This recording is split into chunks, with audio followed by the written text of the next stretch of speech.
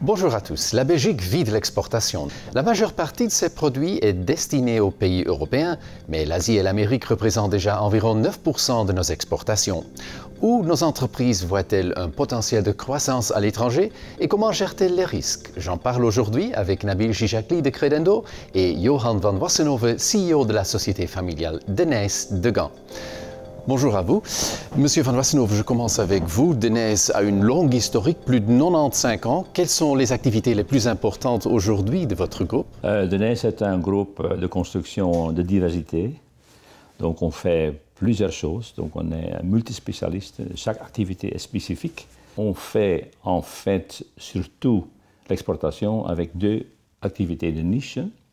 Première niche, c'est des travaux hydrauliques. On est donc dans l'eau potable et aussi dans l'eau assainissement. Et deuxième activité qu'on veut exporter, c'est l'énergie.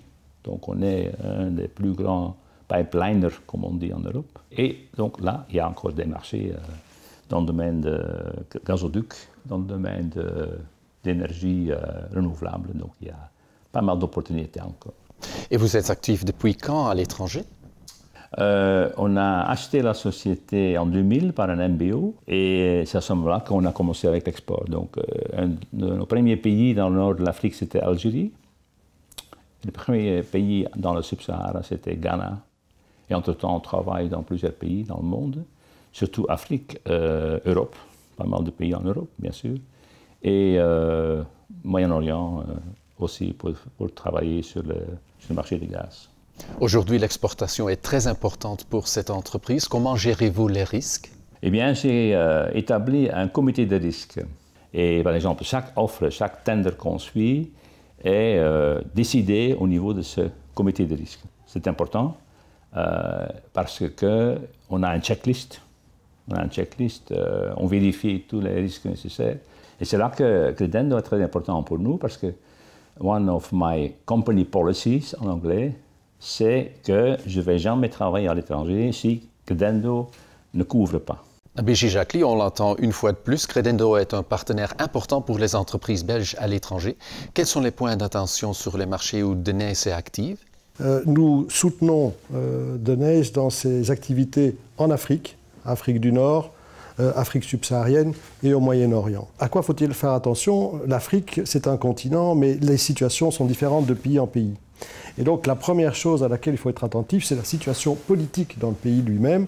Et à cet égard, nous donnons des ratings aux pays qui sont utiles. Ensuite, il faut faire attention aux débiteurs. Si c'est un débiteur privé, est-ce qu'il est solvable? Si c'est l'État qui finance, quelle est sa situation financière, notamment vis-à-vis des créditeurs étrangers? Et si c'est un organisme multilatéral, là, on se sent beaucoup plus à son aise. Et puis ensuite, le plus important, c'est les termes du contrat. Les termes du contrat doivent être bien pensés, la structure financière doit être bien faite et il faut, le cas échéant, souvent s'assurer contre quoi? Le risque de ne pas être payé ou le risque que le contrat soit résilié. Ça peut être pour une raison économique, ça peut être pour des causes de guerre, ça peut être pour des questions de restriction de transfert monétaire. Monsieur Van Wassenhove, vous êtes très actif à l'étranger. Où voyez-vous un potentiel de croissance dans un avenir proche? Nous avons des idées pour entrer en Amérique du Sud, parce qu'il y a pas mal de dossiers dans le domaine hydraulique. On pense aussi au Canada. On a établi une filiale récemment. Et là aussi, dans le domaine de l'énergie, il y a pas mal de défis, dans le domaine de l'eau aussi. Pour le reste, on a Far East, peut-être le Vietnam, hein, un petit pays isolé, mais quand même beaucoup de potentiel aussi. Nabil Gijakli, quel est le meilleur moyen de préparer une entreprise à l'exportation vers des destinations lointaines?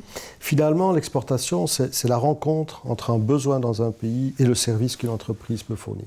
Et de cette adéquation peut naître un contrat.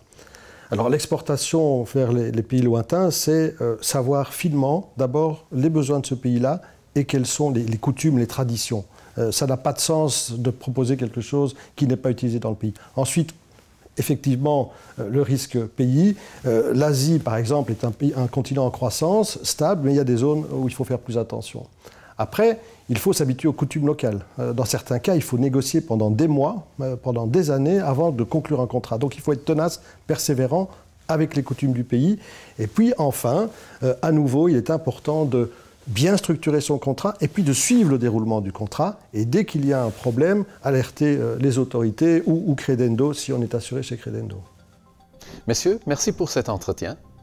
Et merci à vous de nous avoir suivis. À très bientôt sur Canal Z.